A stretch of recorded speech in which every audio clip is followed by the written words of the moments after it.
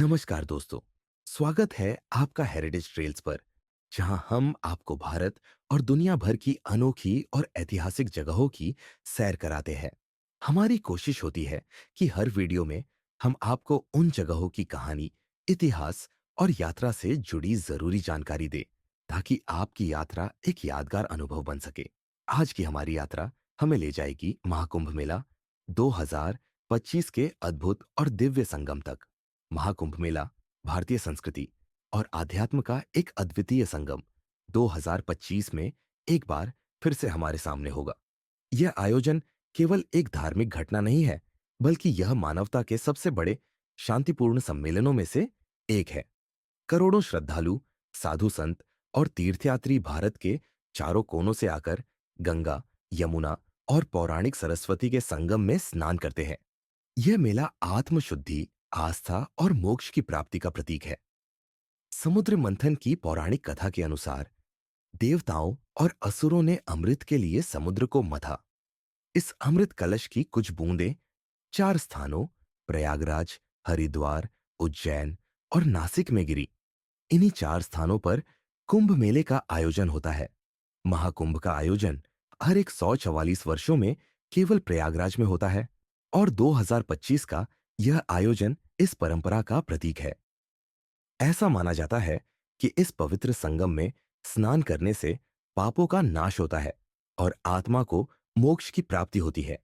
यह आयोजन न केवल धार्मिक दृष्टिकोण से महत्वपूर्ण है, बल्कि यह भारतीय संस्कृति और समाज का भी प्रतिबिंब है। कुंभ मेले की परंपरा हजारों वर्षों से चली आ रही है। यह वैदिक युग से जुड़ी हुई है और इसे ऋग्वेद, महाभारत और पुराणों में उल्लेखित किया गया है। 7वीं शताब्दी में राजा हर्षवर्धन ने इस मेले को संगठित किया और चीनी यात्री ह्वेनसांग ने इसे विस्तार से अपने यात्रा वृतांत में वर्णित किया।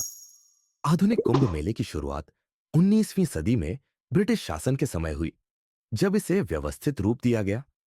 2025 के महाकुंभ मेले में लाखों श्रद्धालु एक साथ आएंगे। ये आयोजन केवल स्नान तक सीमित नहीं है। यहाँ धार्मिक प्रवचन, भजन कीर्तन, सांस्कृतिक कार्यक्रम और साधु संतों के दर्शन का अवसर मिलता है। विशेष रूप से शाही स्नान का दृश्य अद्भुत होता है। अखाड़ों के साधु और नागा साधु भव्य जुलूस में आते हैं।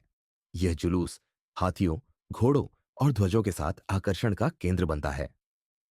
शाही स्नान के बाद आम श्रद्धालु स्नान करते हैं और अपनी आत्मशुद्धि की प्रक्रिया पूरी करते हैं। यह मेला समाज और संस्कृति के लिए भी महत्वपूर्ण है। मेले के दौरान लोग धार्मिक चर्चा, भजन कीर्तन और सांस्कृतिक प्रस्तुतियों का आनंद लेते हैं। तीर्थयात्री संगम तट पर महीने भर के लिए ठहरते हैं और इसे कल्पवास कहते हैं। इस दौरान वे संयमित जीवन जीते हैं और अपने आध्यात्मिक अभ्यासों को मजबूत करते हैं। मेले में अन्नदान की परंपरा भी गहरी जड़ें रखती है, जहां साधु संतों और जरूरतमंदों के लिए भोजन की व्यवस्था होती है। इस आयोजन के लिए प्रशासन और सरकार अत्यधिक तैयारी करते हैं। एक अस्थायी शहर बसाया जाता है, जिसमें पानी, बिजली, स्वच्छता और आपातकालीन सेवाओं की व्यवस्था होती है। लाखों टेंट लगाए जाते हैं और हजारों शौचालय बनाए जाते हैं। 2019 में कुंभ मेले में 20 करोड़ से अधिक लोग शामिल हुए थे और 2025 के आयोजन में इससे भी अधिक भीड़ की उम्मीद है। कृत्रिम बुद्धिमत्ता और अत्याधुनिक तकनीकों का उपयोग भीड़ प्रबंधन और सुरक्षा सुनिश्चित करने के लिए किया जाता है। यह मेला केवल भारतीय श्रद्धालुओं तक सीमित नहीं है। दुनिया भर से लोग इस आयोजन में भाग लेने आते हैं। यह मेला न केवल भारत की धार्मिक और सांस्कृतिक महानता को दर्शाता है, बल्कि यह मानवता के लिए प्रेम और सहिष्णुता का संदेश भी देता है। महाकुंभ मेला 2025 का यह आयोजन हमें हमारी जड़ों, परंपराओं और संस्कृति से जोड़ने का एक अद्भुत अवसर प्रदान करता है। यह एक ऐसा आयोजन है जहां आस्था, भक्ति और मानवता का अनोखा संगम देखने को मिलता है। हर श्रद्धालु इस आयोजन का हिस्सा बनकर एक अलग ही आत्मिक अनुभव करता है।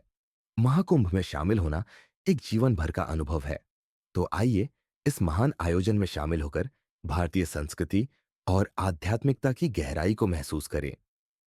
गंगा के पवित्र जल में स्नान कर अपने जीवन को शुद्ध करें और मानवता के इस अद्भुत उत्सव का हिस्सा बने।